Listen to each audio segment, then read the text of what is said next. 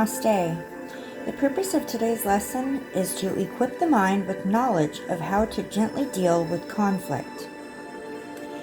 The imagery for this card is about disagreements between two people and the confusion that this leaves in both of them.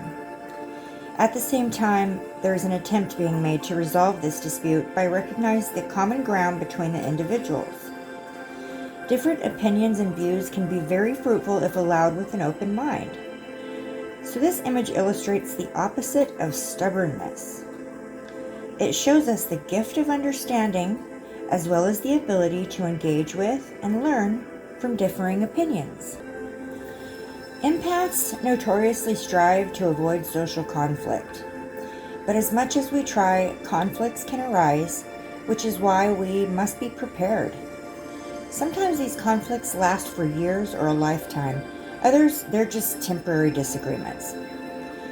So we're being reminded here that there are times when you do have the opportunity to learn more about yourself when social criticism is constructive.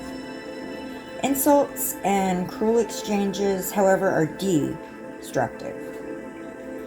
With practice, you can gain the ability to know the difference.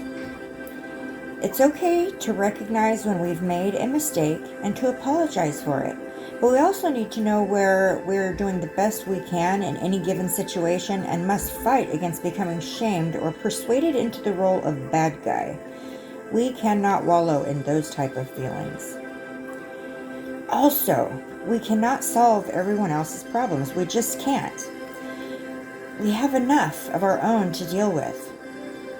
So when our perspectives are solicited by someone else, we can offer advice to the best of our ability, and then maybe even refer others to professional resources if needed. If you understand that you are acting and behaving in a compassionate, attentive, and responsible manner, you'll find that the judgments and opinions of other people really carry less weight. We can't allow others' negative opinions to become a heavy burden on our shoulders. So by being in control of your own body and mind, a compassionate self-awareness can be achieved. If we choose to listen more than we talk, we're more apt to get along with others without being the pushover. It's very important to keep in mind that highly empathic people not only have a blurred sense of social boundaries, but we also have a difficult time judging the boundaries of others. Because not everyone is like us. We have a responsibility to take a step back socially, even if that stepping back is brief, to feel out other people's social boundaries. If social conflict is forming around you, whether in the form of tears, aggressive anger, or other hurtful emotions, right now it's vital that you disconnect to the best of your ability. Your intuition will guide your path in this situation.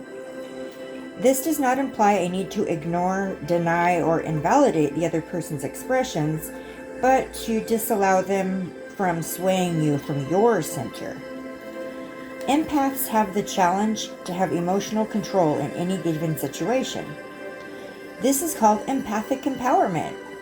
Because empaths are easily persuadable, it is important not to give in or fully agree with another person's train of thought.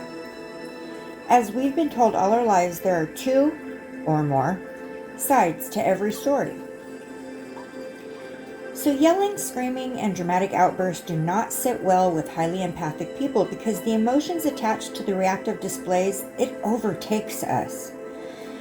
This is especially the case when someone takes issue with us personally. It feels natural to absorb the criticism and take it on board. However, we must consider the source and remain somewhat stoic in the face of social conflict. Kind of like a tightrope walk. We should not totally bow our heads in shame during interpersonal conflict, nor should we respond with the same amount of reactive intensity. We must remain centered and true to ourselves. Socially, it's important to remain self-assured while still being open to others' opinions, feelings, and perspectives. Disallow the pendulum to swing to arrogance or smugness. These are shallow defense mechanisms that make it appear that you're not validating someone else. These projective defenses do little to improve a person's social abilities. At the end of the day, honesty is the best policy in social situations, and it's okay to be honest by humbly asking for clarity. A good technique is along the lines of, so, what you're saying is X, Y, and Z, as this helps reaffirm to the listener that we're picking up what they're putting down. If you are involved in any given conflict, please try to take some space so you can be responsive rather than reactive. The process of being responsive requires the empath to take a little bit of space, step back, and understand the dynamics of any given interaction. Namaste.